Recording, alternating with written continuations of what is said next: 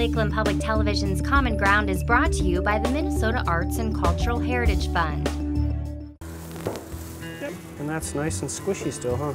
Yeah. This one will leave in here until you're ready to go. In fact, you peel out the plastic from underneath. Just pull it back towards this way, underneath. It's just a fun class for kids, and they can use their imaginations to explore their creativity, and it's a good outlet for that. It's open to the public, anybody. Right now we just have children's classes, but we're hopefully getting some wheels, and we'll be doing wheel classes. This one is actually just kind of on loan, but we're hoping to get like 3 or 4 more maybe. 2 to 4. We'll see what the grant does if we get it. I pretty much just leave it open-ended, and I show them a few techniques each time we come, and usually more just the first couple times they're here, and then as they're working I'll give them little hints and as needed. But there's a lot of simple things that can be done many different ways, and you know, you can make several projects out of just a couple techniques, you know. So ways you can help yourself. Is that enough? Okay. Kind of a simple project I have kids do.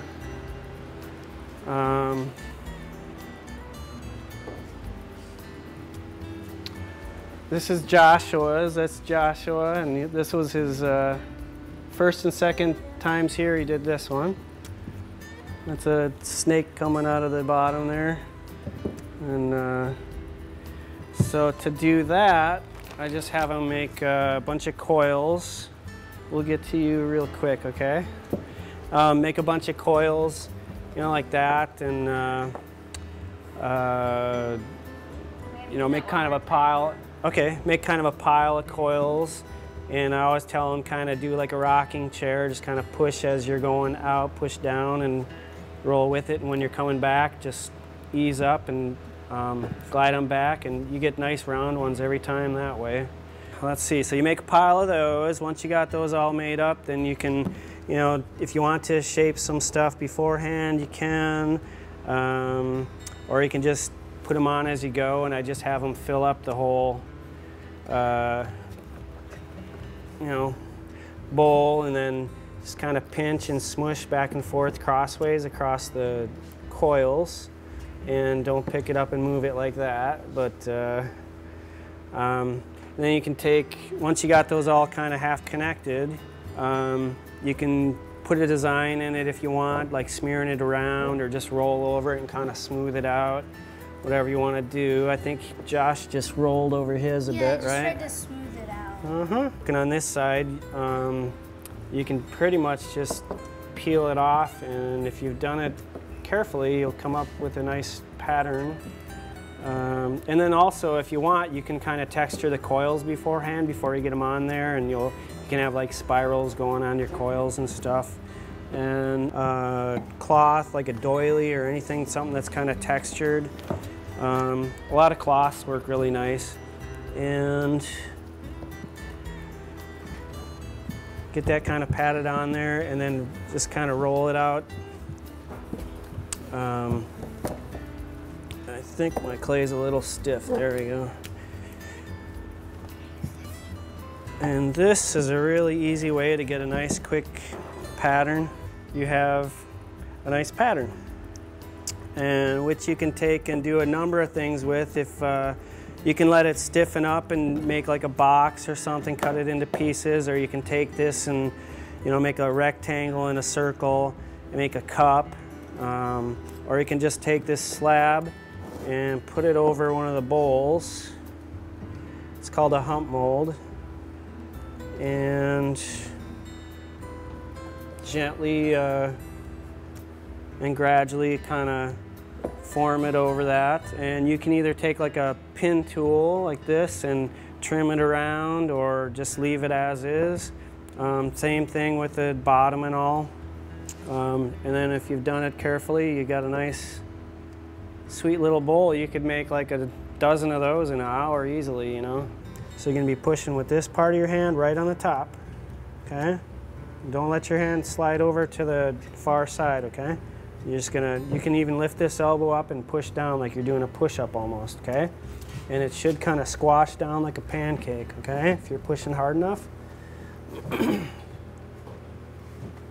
Yeah, that's pretty good. Okay, now when you're pushing with one hand, you're always still kind of pushing with the other. Not really pushing, but just still touching it enough that it's kind of staying all compressed. Okay, you're pushing on all of it. Okay, but to make it go down, you're pushing more down with this hand. To make it go up, you're pushing more down and forward with that hand, and you kind of let it go up. But if you just push it one way without touching it the other way, it's just gonna kind of get all out of hand on you, okay? Clay's, you know, pretty elemental stuff, and you can do so much with it, and it's a great medium for doing 3D work or 2D work, and maybe learning about patience and failure and success and how they can kind of both be good, you know. Sometimes it takes a few failures to get to a success, and I've seen that with some of the kids who have a certain project they want to do and it doesn't work the first 1 or 2 times, you know, but you know, they maybe learn, well, this part right here didn't work because I didn't quite do what I was supposed to here, or you know, this should have been thicker or whatever, you know. I really like doing clay because it's fun to sculpt stuff, and I get to show other people my imagination. I like to do animals a lot, so I just did a bird. I made a horsey. That was my first one, and then I made a deer in grass. I started on the bird, and then I did the little limb. It's like a little stick that sticks out of the ground. This is slip, and then after we finish scoring, then we put slip over the scores. Helps the clay to stick together. It's on the outside, right? Like, if you don't do anything up around the top of this, it's gonna look even cooler when you put the pattern on the piece that's behind. It'll be more of a contrast. It'll create some interest, right? Okay. If you enjoyed this segment of Lakeland Public Television's Common Ground, consider making a contribution at lptv.org. If you have segment ideas pertaining to North Central Minnesota, contact us at legacy@lptv.org.